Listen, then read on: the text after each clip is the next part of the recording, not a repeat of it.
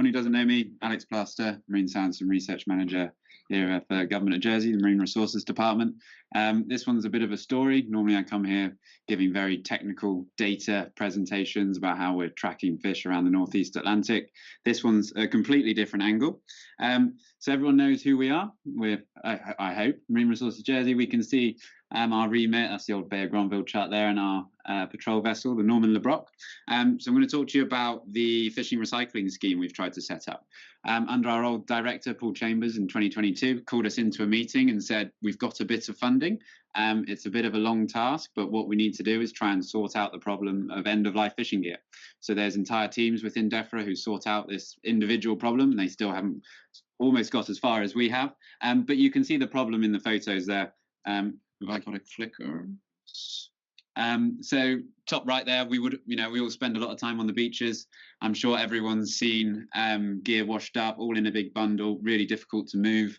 And if you were to then take that to some of our great recycling areas down at La Calette, they would turn you away. They weren't able to take it at the time. So a huge problem. Another one is in ghost fishing. So this is on the Norman LeBrock 6 days ago, bringing up, we had about 9 fishing pots, which were ghost fishing.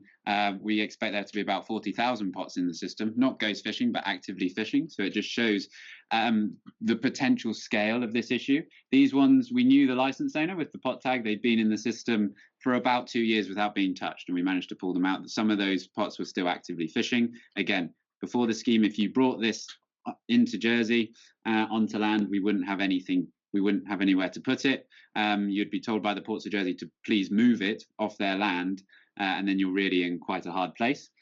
Again, we can see it there. That's a ball and wrasse down there from some more ghost fishing that's happened. So what we wanted to do was, as government, we wanted to provide facilities for this equipment. We wanted to make sure that when it came to land, we had somewhere to put it at least, and somewhere to process it.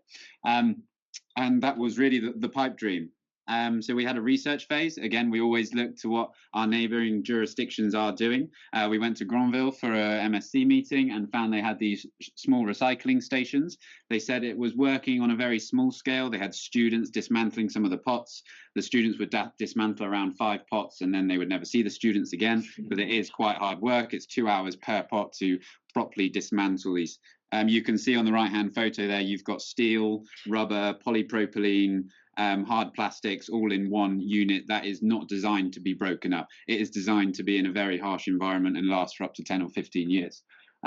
So after we did a bit of research, we knew there was a problem. We have a lot of mobile gear activity on the island. We can see that when these mobile gear fishermen do interact with this end-of-life fishing gear, they do not bring it on board their boats. They do not bring it ashore because there is no facility. So they would put it back in the sea. And in some instances, we have seen actual fishing gear being dumped at sea because there is no other option.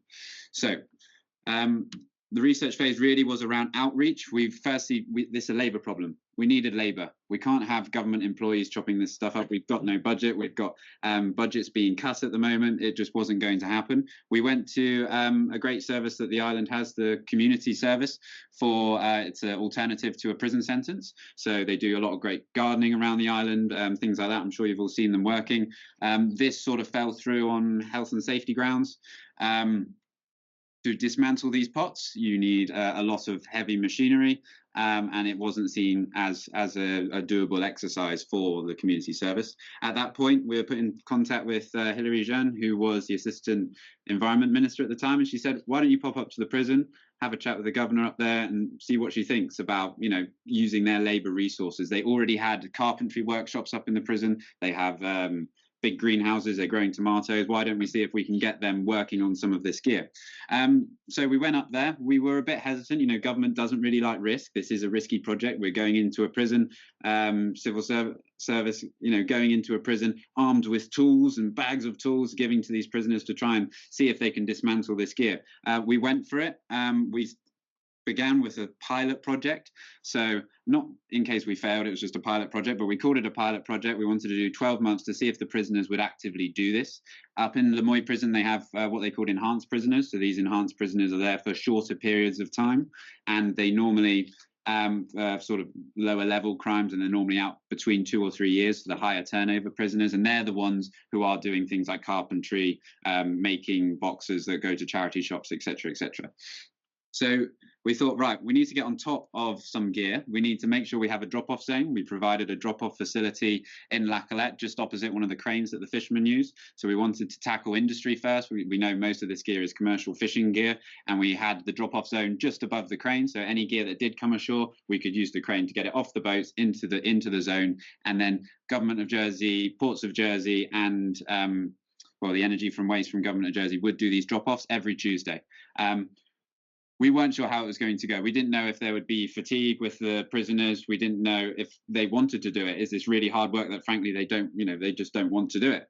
So here's our timeline. So from February 2023, initial talks began with community service. We then moved on to the prison service, and by September 2023, we had our first drop-off of fishing gear to the prison. So it's been running for 12 months now. Here's a nice little infographic we've had of how it works. We've gone out to the public with this. You can see some figures at the bottom of what they have actually been dismantling. These have actually doubled, in fact, since this was made. So now they've dismantled 400 pots, approximately 6,000 to 7,000 meters of gill or tangle net, and approximately 20 tons of rope. This is a huge amount of material that they've done in 12 months. It's incredibly impressive. I will say with the rope before, you couldn't take it to the energy from waste facility because the big arm they've got, if it picks rope up, it all gets tangled. So we were previously asking fishermen to cut up kilometers and kilometers of rope into 1 meter sections to then take it. They would look at you, give you the thumbs up, and then we would never see the rope again. It had disappeared, so it probably ended up in the sea. So now the prisoners are cutting this up into 1 meter sections. They take so much pride in the work that they're doing. Every time we go and meet the prisoners, the state of the workshop is immaculate, and the way that we get this gear brought back to us is incredible. They will cut the 1 meter sections of rope up, and they'll even make a little carry handle so that we can carry it efficiently and then dispose of it later. So that's great. We've sorted a big problem out. We've visibly cleared up a lot of the ports and outlying harbours. There isn't the mess that there used to be, and we're continuing every Tuesday with approximately 2 tons of end-of-life fishing gear. So it's been great, but a lot of this material we're not reusing. So a lot of it we are now incinerating. Yes, it's fueling the energy from waste centre, which is making electricity, but that's not quite where we want to be with this project. So we're at the end of the pilot span of this, but what we want to see now is being able to recycle a lot of this.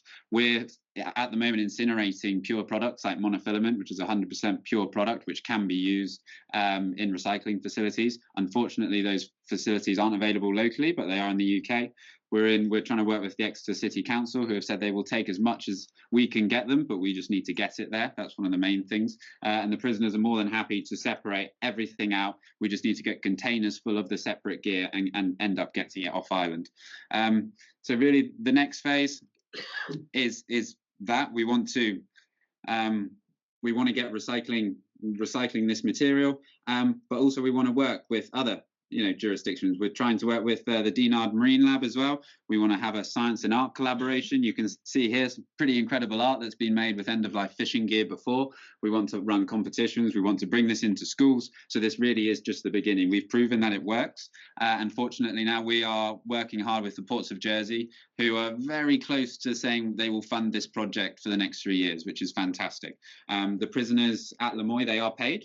They are paid £35 a week, so not much, but it gets them by. They have to buy their coffee, etc., when they're in the prison. So this pretty much just gets them by. It gets them a chocolate bar, gets them some coffee whilst they're working hard. But it's a great initiative. It's giving the prisoners skills.